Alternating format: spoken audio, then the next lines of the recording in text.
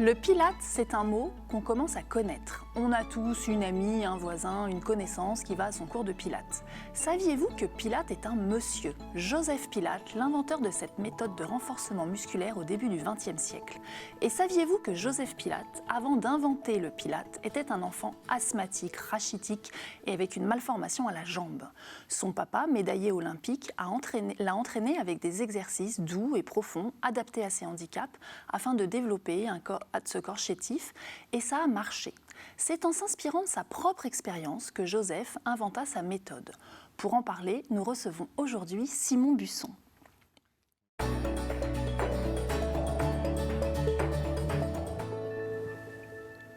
Simon, bonjour. Bonjour. Vous êtes coach sportif à domicile et vous travaillez entre autres, parce que je sais que vous avez d'autres cordes à votre arc, mais vous travaillez entre autres avec le Pilates. Tout à fait. Alors, qu'est-ce que c'est que cette méthode de renforcement musculaire exactement?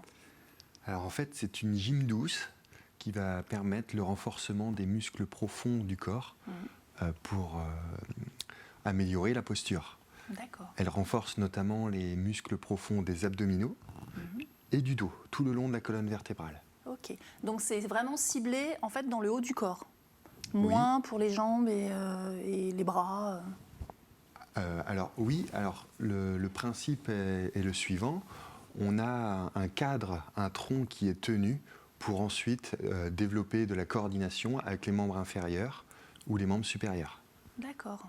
Et est-ce que c'est inspiré d'autres méthodes, le Pilates? Alors, Joseph Hubertus Pilates s'est inspiré des méthodes asiatiques telles que le yoga, par exemple. D'accord. Et il appelait ça en fait la contrologie, parce qu'il fallait avoir un contrôle du corps parfait. Ok. Ah oui, d'accord. C'est inspiré du yoga. Oui. Ok. Et on peut retrouver des exercices qui ressemblent énormément au yoga. Ok. Mais qu'est-ce qu'il a du coup ajouté au yoga pour en faire une autre méthode? Et qu'est-ce qui la différencie? C'est la technique de respiration. Ok. On a un engagement des muscles profonds qui fait qu'on va développer encore les muscles en profondeur. D'accord. Alors, vous parlez de muscles profonds, ça veut dire qu'il y a des muscles superficiels. moins profonds? Oui, tout à fait. Alors, il y a et ceux comment qu'on on sait voit. si on travaille les muscles profonds et les muscles superficiels?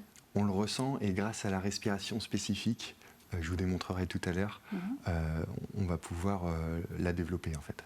D'accord. Ok. Et ce qu'il faut, c'est travailler les muscles profonds d'abord, puis les muscles superficiels. Il faut travailler les deux en même temps ou on peut ne travailler que les muscles superficiels? On peut faire des prises de conscience sur les muscles profonds pour mieux les connaître, mieux les ressentir. Et à partir de là, on va développer donc les fondations du corps.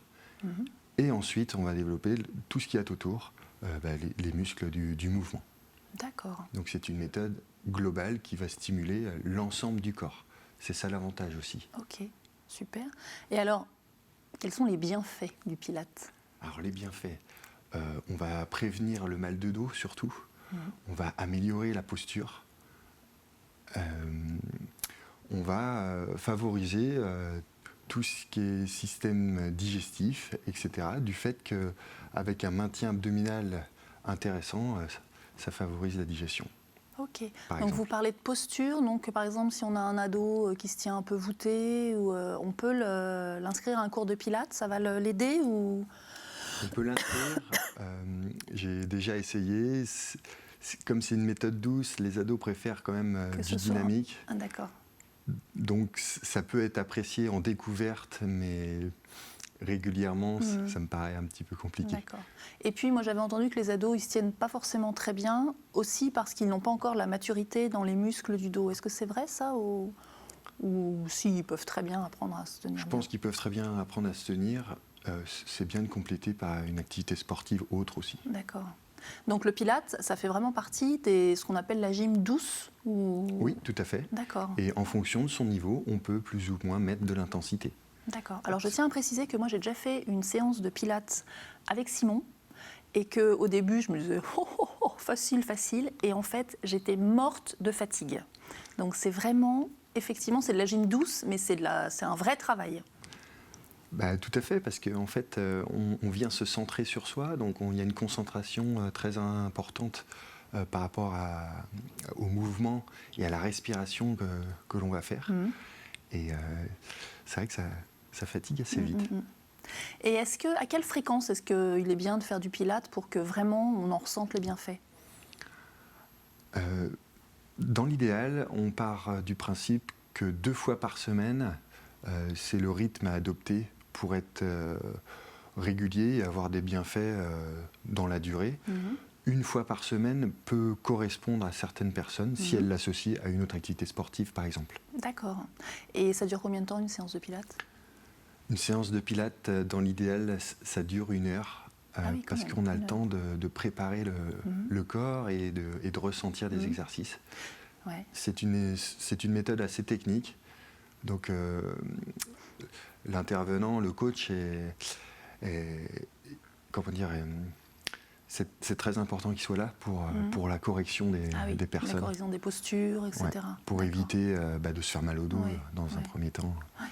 Et parce que je reviens aux ados, vous disiez ils ont besoin de quelque chose d'un peu plus dynamique. Vous me disiez tout à l'heure, avant qu'on commence l'émission, que vous, dans vos séances, en fait, vous pouvez les emmener courir un peu ou faire de la marche. Enfin, vous alliez plusieurs techniques et puis vous terminez par du Pilate pour faire retomber l'énergie un peu, justement. Oui, tout à fait. Donc c'est très appréciable, en fait, en fin de séance, de se recentrer sur soi, de faire des exercices de respiration tels que dans la méthode Pilate, et ça permet la décharge mentale et physique en fait après une séance de préparation physique, par exemple. D'accord. Donc vous intervenez à domicile, hein, c'est ça. C'est ça votre particularité, c'est que c'est vous qui vous déplacez, Oui. et donc vous arrivez dans le salon des gens et voilà, vous vous installez. Exactement. Donc tout le monde peut faire du Pilate chez soi, il n'y a pas besoin de matériel particulier. Alors le Pilate au sol est très développé, donc je vais vous montrer tout à l'heure. Il y a le Pilate avec le petit matériel, les élastiques, ballons, et il y a le Pilate sur les machines. Ah, il y a des machines. Oui. Des machines spéciales Pilate. Exactement. D'accord. Telles que le Reformer, le Cadillac, donc c'est des machines avec ressort et sangle qui en individuel va vous permettre d'aller peut-être encore un petit peu plus loin dans le ressenti. D'accord. Donc vous vous baladez avec vos machines? Alors moi je me balade surtout avec mon petit matériel. D'accord, ok. Voilà. Bon, donc c'est ce que vous disiez, en fait, finalement, il y a toujours besoin qu'il y ait quelqu'un qui nous surveille, ou est-ce qu'au bout d'un moment, on devient quand même autonome et on peut pratiquer chez soi sans un coach? Alors, c'est vrai qu'au départ, on a toujours besoin d'être corrigé, comme c'est une méthode très précise, et puis il y a beaucoup de coordination. Il ne faut pas avoir peur de la méthode, mais... c'est pas si facile, c'est pas si simple. C'est pas si simple que ça. Je pars du principe qu'il faut au moins 30 séances pour être en autonome. Faire quelques-uns des exercices chez soi. D'accord. Pour avoir de bonnes Donc bases. en gros, faut pratiquer 1 an régulièrement avec un coach. Tout à fait. Avec vous, disons-le. Et pour après pouvoir continuer de s'entraîner un peu. De son côté, oui. Ouais, d'accord. Ouais. Bon, alors depuis tout à l'heure, vous nous dites, je vais vous montrer tout à l'heure. Est-ce que donc vous avez préparé des petits exercices pour nous montrer. Donc on va vous laisser vous installer et puis on se retrouve tout de suite dès que vous êtes prêts. Très bien. Ok. À tout de suite.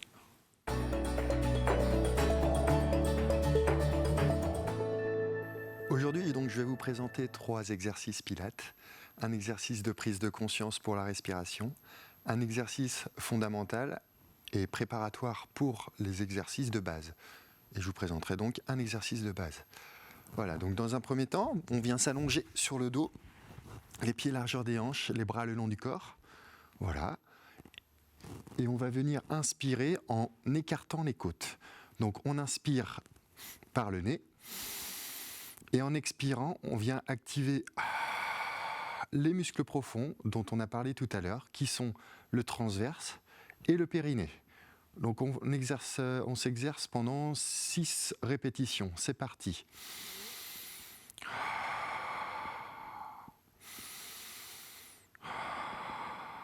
Tout pendant l'exercice, concentrez-vous sur votre respiration.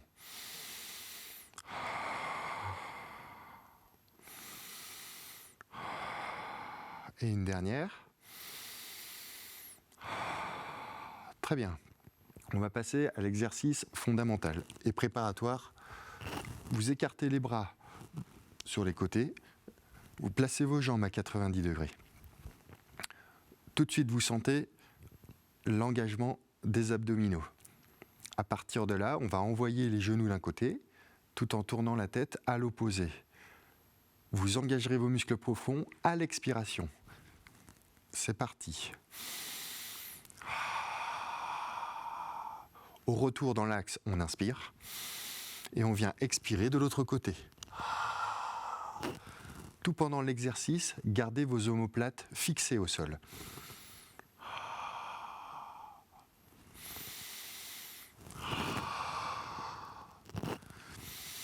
Vous aurez pu remarquer au niveau de la respiration, je souffle en effectuant de la buée.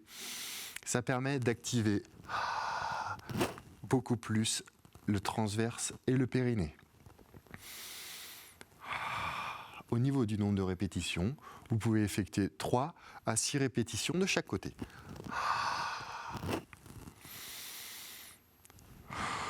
Très bien. On va passer à l'exercice de base. Vous tendez vos bras derrière la tête, paumes de main face à face, et vos pieds, vos jambes loin devant tendus. Vous allez tranquillement inspirer en montant les bras et la tête, expirer, relever le buste sans à-coups. Apportez de la fluidité pendant l'exercice. Vous effectuez 2 respirations dans votre mouvement. Inspirez en montant, expirez, montez le buste, inspirez en montant les bras, expirez, descendez. Et on le fait une dernière fois. Inspirez, enroulez votre colonne vertébrale, soufflez pour aller chercher loin devant, tout en engageant vos muscles profonds. Inspirez et relâchez.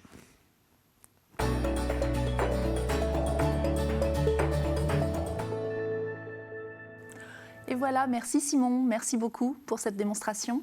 Cette démonstration, en fait, elle est valable pour tout le monde. Tout le monde peut faire du pilates et particulièrement si vous avez mal au dos. Donc je vous remercie et puis je vous dis à la prochaine fois.